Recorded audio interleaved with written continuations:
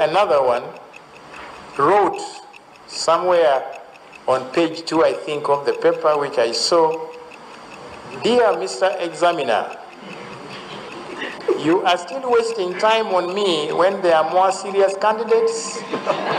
Question mark. I am the stone that the builder refused."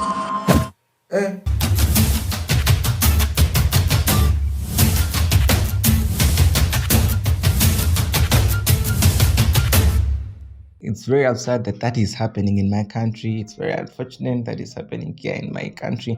And that is why I'm making this video for you who are still in school, for every boy and girl who is still in school, because you will need it someday. It's not for you if you're out of school. It's for people who are still in school just like me. I'm in my final year of engineering and I've done my exams. So I literally know a few or a couple of things that helped me. That is what I want to share with you. But if you're out of school, you have some girl you know, you have some boy you know that is about to do their final exams, kindly recommend this video to them. Preparing for your final exams can actually be a daunting experience, but I want to let you know, with the right approach, with the right tips, just like I'm going to give you, that's why it's important to watch till the end. You will feel confident and more prepared to write those answers. Tip number 1, start early. We have all heard of the saying, Rome was never built in one day. And this simply means that there are a couple of steps that were taken in the building of this big Rome that we all know about. Likely, it's very much important if you want to excel in our final exams, the earlier, the better. I'll give you a typical example. If your exams are in 1 week's time, you cannot start reading at this particular moment and expect to excel. If it works for some people, it might not work for you. So don't take chances. This is a lifetime thing. And starting early means you need to start doing certain things earlier, way when the term has just begun. And that brings me to point number 2, which is organizing a study plan. Organizing a study plan is very much important. Just like if you're about to do anything important in life, you need to have a plan for it. Likewise, if you want to excel in your final exams as a student, as a young girl, as a brilliant boy, to have a study plan, draft a timetable. I want to let you know,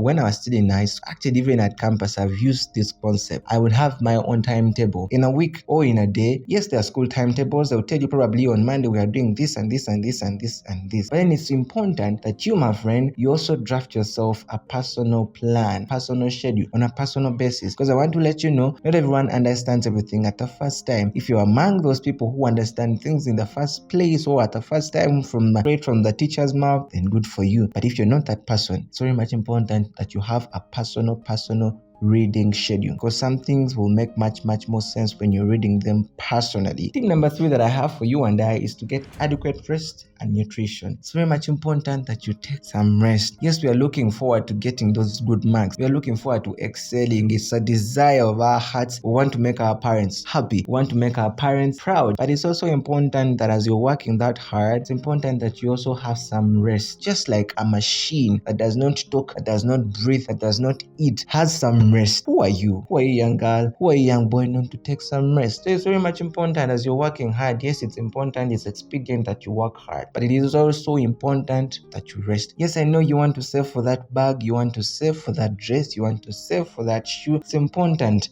that you also have nutritious meals. If you are privileged enough and your parents are giving you a couple of pocket money, use it to the best of your ability. So get some rest, have some nutritious meals. The 4th point that I have for us is to stay focused. Yes, we are in class, we are bonding, we have friends, we have met a couple of friends, but it is important that you stay focused, especially when we are in class and the teacher or the lecturer is explaining a certain concept. When you're in class, it's not time for talking about Madubala. It's not time to talk about the Telemundos. No. It is time to be focused with what you're studying at that particular moment. It is not time to talk about soccer. Wait for break time. That's when you will talk about all those different things. But when you're in class, stay focused. You will thank me later when something that you focused on actually does come in the exam and you remember it vividly because you paid attention and you were focused. The other tip that I have for us friends is to take regular breaks. That's why we have on the school timetables from morning to evening, we have break time, we have lunch time. Why do we have those times?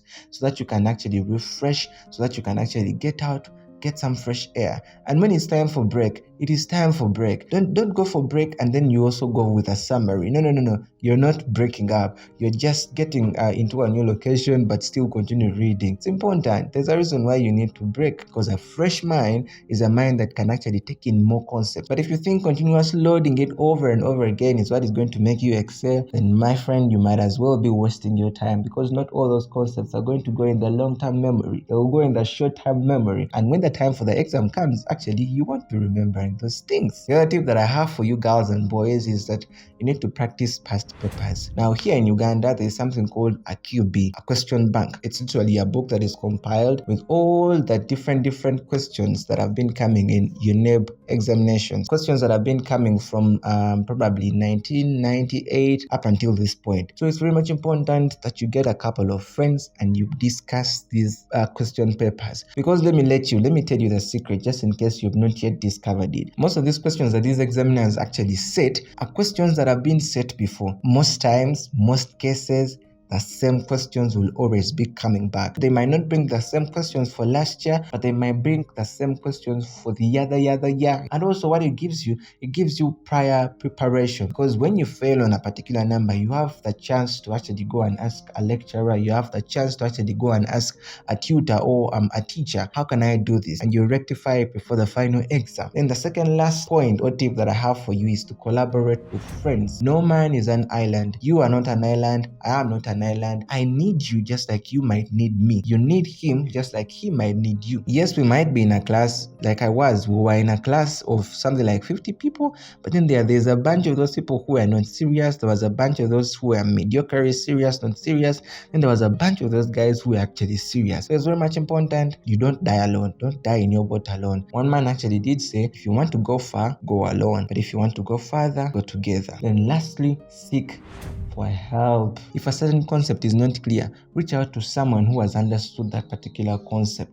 Because let me tell you something, because it will cost you when it comes to the final exam and you cannot remember it and the other kid is writing. I'll give you a quick example. There's we were doing, I think it was engineering math 3 or 2. There was an equation. It was called the Bessel equation. They'll give you a one-line equation, and to solve it, friends, you were to write something like 2 pages, just one number like this. It was actually hard for me, but I found myself reaching out and seeking for help from Isaac, and Isaac explained to me the Bessel equation. Boy, when I understood the Bessel equation, then I also got the courage to actually explain it to other people. And when it did come in the exam, it was one of the numbers that actually worked out fast, because I was certain and sure someone helped me with that number. I understood it, I grasped it, I got every piece of the Bessel equation within my fingertips. When it came in the exam, the final paper, dude, I performed well. So it's very much important that we seek for help. You'll be surprised of how many people are willing to help you. But because you've not asked for that help, you will never find out. So seek for help. God bless you. My name is Simon Kine, speaking the African way of things that actually do matter. Subscribe and share it with a friend. I'll see you.